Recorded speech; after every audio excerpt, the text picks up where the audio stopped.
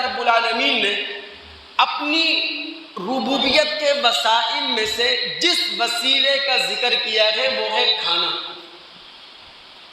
کھانے کے بغیر انسان یا کوئی بھی جاندار کتنے دن زندہ رہ سکتا ہے، کتنی دیر زندہ رہ سکتا ہے، کتنے وقت تک زندہ رہ سکتا ہے؟ اس لیے رب العالمین نے فرمایا افرأیتم ما تحرثون اانتم تزرعونہ ام نحن الزارعون، تم نے کبھی اس کھیتی پر توجہ دی، کبھی تم نے اس فصل پر توجہ دی جو کھیتی اور فصل زمین پھاڑ کر نکلتی ہے، اس کے اگانے والے تم ہو یا اس کے اگانے والے ہم ہیں؟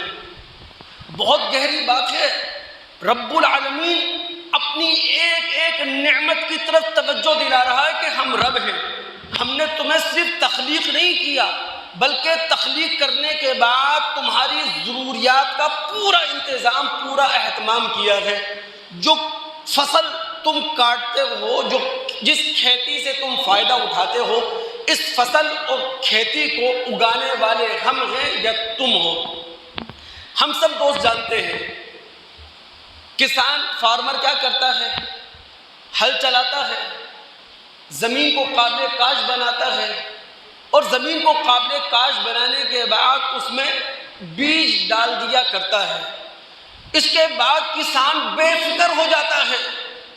اب اللہ رب العالمین کی قدرت کے ہاتھ میں سارا انتظام آ جاتا ہے۔ بھئی زمین کو یہ صلاحیت کس نے دی کہ وہ اپنی آغوش میں دانے کو لے لے، اس کی پرورش کرے؟ دانے اور بیج کو یہ صلاحیت کس نے دی کہ وہ زمین کی حرارت اور زمین کی رطوبت سے اپنی غذا حاصل کرے؟ وہ دانہ، وہ بیج پھٹے، اپنے اندر سے سوئیاں نکالے، اپنے اندر سے بالیاں نکالے، پھر ان سوئیوں کو، ان بالیوں کو یہ حوصلہ کس نے دیا کہ وہ دھرتی کا سینہ پھاڑیں اور وہ سوئیاں، وہ بالیاں جو انتہائی نازک ہوا کرتی ہیں، وہ زمین کی سطح پر آ جائیں اور کھلی فضا میں پروان چڑھیں، کھلی فضا میں پرورش پائیں؟ پھر وہ بالیاں، وہ سوئیاں ٹہنیوں کی شکل اختیار کرتی ہیں، وہ تنے کی شکل اختیار کرتے ہیں، انہی پر خوشے ہیں، انہی پر پتے ہیں، انہی پر پھول ہیں، انہی پر پھل ہیں۔ یہ سارا انتظام کس نے کیا؟ قدرت نے کیا۔ کسان نے تو صرف زمین پر ہل چلایا، زمین کو قابل کاشت بنایا اور بیج بو دیا، باقی سارا انتظام اللہ رب العالمین کا ہے۔ حرارت کا انتظام بھی اللہ رب العالمین کا ہے، ٹھنڈک کا انتظام بھی اللہ رب العالمین کا ہے، ہواؤں کے چلنے کا انتظام بھی اللہ رب العالمین کا ہے۔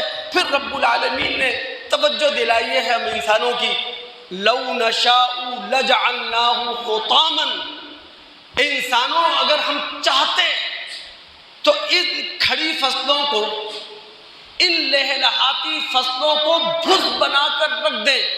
یعنی جس وقت تم ان کھیتیوں، ان فصلوں پر جشن منا رہے ہو، تم ان کی اس پیداوار پر ڈھول پیٹ رہے ہو، اللہ رب العالمین کی کوئی آفت کسی شکل میں ٹوٹ پڑے، اور وہ باد تن کی شکل میں آفت ہو سکتی ہے، وہ ژالہ باری کی شکل میں آفت ہو سکتی ہے، وہ تیز بارش کی شکل میں آفت ہو سکتی ہے۔ یعنی باد تن چل جائے، ژالہ باری ہو جائے، تیز ہوائیں چل جائیں، تیز بارش ہو جائے، تو دیکھتے ہی دیکھتے تمہاری یہ کھڑی فصلیں تباہ ہو جائیں۔ اگر ہم چاہیں تو ہم ایسا کر سکتے ہیں، اور تمہارا حل کیا ہوگا؟ فَظَلْتُمْ تَفَكَّهُونَ، تم حیران اور پریشان یہ باتیں بناتے رہ جاؤ۔ کوئی کہنے والا کہے اِنَّا لَمُغْرَمُونَ، جناب ہم تو تاوان کے نیچے آ گئے ہیں، یعنی جو سرمایہ لگایا وہ سارا سرمایہ ڈوب گیا۔ اور کوئی کہنے والا کہے بل نحن محرومون، ہم تو محروم ہو گئے، سب ہمارا برباد ہو گیا، اب ہمارا اور ہمارے بال بچوں کا کیا ہوگا؟ تو رب العالمین توجہ دلا رہے ہیں، ہم نے انسانوں کو صرف تخلیق نہیں کیا، تخلیق کرنے کے بعد ان کے وجود کو قائم رکھنے کے لیے، ان کے وجود کو باقی رکھنے کے لیے، ان کے جسم کی نشو و نما کے لیے ہم نے پورا انتظام کر رکھا ہے۔ اور اپنے وسائل ربوبیت میں سب سے پہلے اللہ رب العالمین نے جس کی طرف ہم انسانوں کی توجہ دلائی ہے وہ ہے ذرعی اجناس، وہ ہیں کھڑی فصلیں۔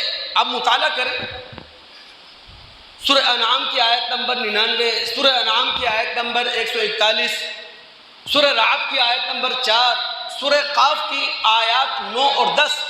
رب العالمین فرماتے ہیں یہ باغ ہم نے پیدا کیے، یہ پاکستان ہم نے پیدا کیے، یہ نخلستان ہم نے پیدا کیے، یہ قسم قسم کی زرعی اجناس ہم نے پیدا کی، یہ قسم قسم کی فصلیں ہم نے پیدا کی، یہ قسم قسم کے پھل فروٹ ہم نے پیدا کیے۔ کیوں؟ رزقا للعباد، بندوں کی رزق رسانی کے لیے، بندوں کی رزق کی ضروریات کو پورا کرنے کے لیے یہ ساری چیزیں ہم نے پیدا کی ہیں۔ تو پھر کیوں نہ ہمیشہ ہر لقمے پر اللہ رب العالمین کو یاد رکھا جائے۔ وہ جو مسلم کی روایت ہے جس کے راوی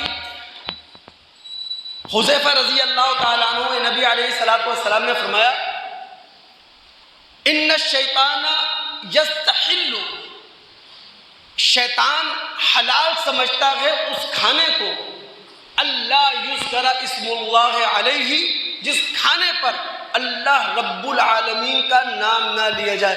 ہمارے نبی محمد الرسول اللہ صلی اللہ علیہ وسلم کے بارے میں آتا ہے نا، ابو داؤد، ترمذی، ابن ماجہ کی روایت ہے، ابو سعید خدری رضی اللہ تعالیٰ عنہ راوی ہیں کہ ہمارے نبی صلی اللہ علیہ وسلم جب کھانے سے فارغ ہوتے تھے کیا دعا پڑھتے تھے؟ الحمدللہ الذی اطعمنا وسقانا وجعلنا من المسلمین۔ تمام تعریفیں اس اللہ کے لیے ہیں جس نے کھلایا، جس نے پلایا، جس نے ہمیں مسلمان بنایا۔ اور ایک روایت کے الفاظ ہیں، رسول اللہ صلی اللہ علیہ وسلم نے فرمایا الطاعم الشاکر کالصائم الصابر، کھانے پر اللہ رب العالمین کا شکر ادا کرنے والا ایسا ہے گویا کہ وہ روزے دار ہے اور صبر کا اخلاقی ہتھیار اس کے ہاتھ میں ہے۔ تو دوستو یہ اللہ رب العالمین کی نعمت ہے، یہ اللہ رب العالمین کا انعام ہے۔ سوچے تو صحیح کبھی قدرت نے کتنے مراحل سے گزارنے کے بعد کہ آپ کو کدال مارنا پڑتی ہے، آپ کو بیلچا مارنا پڑتا ہے، کوئی نوکیلی سخت چیز مارنا پڑتی ہے، پھر کہیں جا کر زمین پھٹتی ہے، لیکن وہ باریک سوئیاں جو دانے سے نکلی ہیں، جو بیج سے نکلی ہیں، یہ قدرت کا اہتمام نہیں ہے تو کس کا اہتمام ہے کہ وہ سنگلاخ چٹانوں کو بھی پھاڑ دیتی ہیں، وہ سخت زمینوں کا سینہ بھی چاک کر دیا کرتی ہیں۔